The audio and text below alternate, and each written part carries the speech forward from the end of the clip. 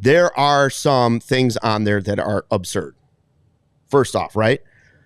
Gunnar Henderson, number 1.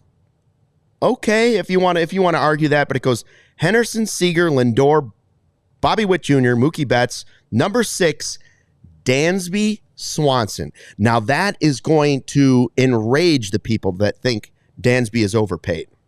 Yeah, well, someone told me on Twitter today that he's been a bust, which is objectively wrong. But on this list, he is ahead of Carlos Correa. Much more expensive, much more wanted by a lot of fans. And by the way, the same F war. Same Fangraphs war, yeah. Same Fangraphs war. Correa. Listen, I think this list is way off. If I had to do one, I would put Bobby Witt Jr. at the top. That wouldn't, like, that's no offense to, there's some great shortstops in baseball. Bobby Witt Jr. had a 10.4 F war, a 168 WRC plus. That puts him in the top in both categories. How is he not the best shortstop? If you had to pick one player to start a team right now, wouldn't he be the first pick by a lot of people? Again, Luke, I'm going to refer to how we started this conversation. It's bait.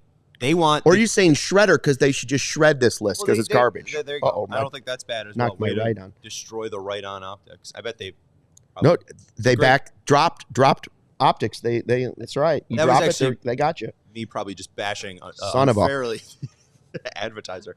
But no, it's bait to get the Royals fans to engage. Do you guys remember in 16 and 17 when the Royals voted the entire starting lineup as all-stars? Like, they know that Kansas City fans are going to back their guy. They obviously think Bobby Witt Jr. is the best shortstop in all of Major League Baseball. So put him forth so that they'll scream and yell at you to get engagement.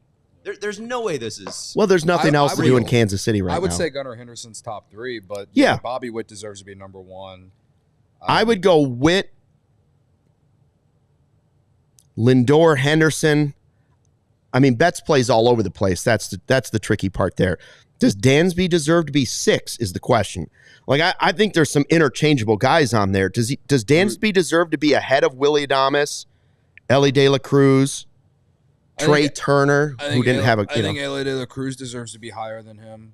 But Willie Adames defensively sucks. But his offense is significantly better than Dansby. Dansby has by far the lowest WRC plus in the list. Okay, F WAR, he is not the lowest. That would be Trey Turner last season. But Trey Turner's a heck of a player. If you gave me the option between Trey Turner at the same contract as Dansby Swanson, who would you take right now? Well, I would. You can objectively say that Trey Turner is a better hitter than Dansby Swanson, but you can objectively say Swanson's a better defensive player than Trey Turner. And which do you value more? Depends on who's on your team. That's right.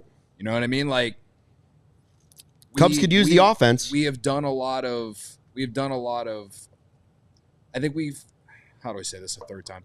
We have done a lot of criticizing Dansby objectively when it comes to offense, but also trying to live in reality when you just look at his baseball card and objectively look at it and see that he has never been some powerhouse hitter. No. But he has always been one of the best defensive players at that position. So, does Fangraphs WAR value defense a lot? Yes, and that's why his WAR is high, and that's why James Kolstack in the chat always yells at us about it. Yeah, he has a higher F WAR, Dansby, than Trey Turner, 4.3 to 3.9. But I think you can also say that you got to factor in base running. You got to factor in, it's not like he's a below average hitter. He is at least a average hitter as far as WRC plus. So I'm not saying he's 6. I think he's a little too high. But I do think he belongs in the top 10. Is he better than Willie Adames? Overall player? It's tough. Like, so then I looked up, I'm like, we said, defensively. Didn't Adames get the same contract as Dansby Swanson? Pretty close, right? Yeah, it's pretty close. Who would you rather have right now going into next season? He's going to go to San Francisco and play in that ballpark.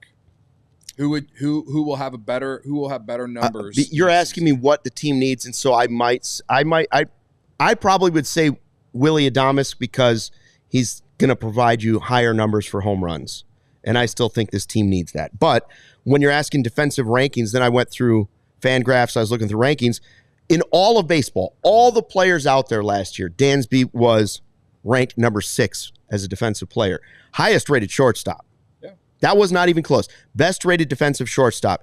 He in all of baseball, if you're ranking the defensive players, Dansby was number 6 overall. Witt was number 7. Lindor number 8. De La Cruz number 9. Shortstop. It's a loaded position. We get that. Does it feel like 6 might be a little optimistic? A little kind? Maybe. Again, I think there's at least 6 shortstops that I would take before Dansby, but I'm not on the same page with Cubs fans that think he's a bust and has been the worst. Of the guys that are below Dansby Swanson on this list, Eloy De La Cruz is the only one that I would probably take over Dansby as an overall player. Trey Turner, sure. As far as overall value, Dansby Swanson has been better than the 4 below him. That's just the facts. Including Correa, yeah. Which before they signed those contracts came up and all the shortstops were available, boy, that was not a popular thought to say Dansby was a better ranked player. But it's not Dansby Swanson's fault that the Cubs aren't hitting more home runs. If you just look at his baseball card, he's had a couple 20 home run seasons in his career. That's on Jed and Carter for not getting more power on the team. Yeah. Right? So I think that he has done everything that he has been asked to do outside of those 3 months where he just was really bad offensively, which you can make an argument that he was hurt last year. He was hurt. In fact, we're going to hear from him talking about it when we get to the next segment. But as far as outs above average, he led all shortstops. He was top 5 in defensive runs saved. Is like you said, overall defense for the position, he was number 1. It's not like he gives you nothing offensively. You need him to be a 110 to 120 WRC plus player for me, along with that defense, for him to be considered in the top 6, I guess. But he had objectively, he had, in my opinion, he had a down year last year. That's why I don't think he should be 6, but I still think he belongs in the top 10. He's probably more towards. Well, you could say the same thing about Trey Turner too. Sure. But I just think that of the guys that were below him on that list, I'd probably take Eloy De La Cruz. And is that because of youth? Sure. But he also has shown that he can be a 5-tool player. Like, he's good defensively and he has a bat. Does he strike out a lot? Yeah. But, man, that guy can hit some tanks. And, man, can he do it all? Like, he steals a lot of bases. And everybody loves the long ball. Sure. And listen, Dansby is spectacular at shortstop. If you don't believe that, you're crazy. You're out of your mind. He's a spectacular defensive shortstop. He's not as good as some of those guys in hitting, and the league has kind of gone hitting heavy. The Cubs have gone stacked up defensively. That's just the way it's gone. Like, they're trying to find an edge that they have. I said yesterday, would it be crazy if they had 3 Gold Glovers in the outfield next year? No, it actually would not. Would it be crazy if you went left, center, right, short, second? I mean, 5 positions. I'd be shocked if the Cubs don't have at least 3 Gold Glovers out of that group. Yeah. Right? I mean, but it very easily could be 4 or 5. Yeah. Yeah, no. If everybody stays healthy and they play the way they have played. And their defense sets up really well for their rotation that doesn't get a lot of strikeouts, right? And and I think that's why I put so much value into Swanson's defense. If they were getting more strikeouts out of the rotation, then I probably wouldn't put so much into Swanson's defense being a major factor, but this is just the fact of the matter. I don't put that much value into a guy's defense when he's sort of good or above average. When he's 1 of 1, you have to take that into consideration. If he's 1 of 1 and he's at least average or above average at the offensive part of the game, you've got to factor that in.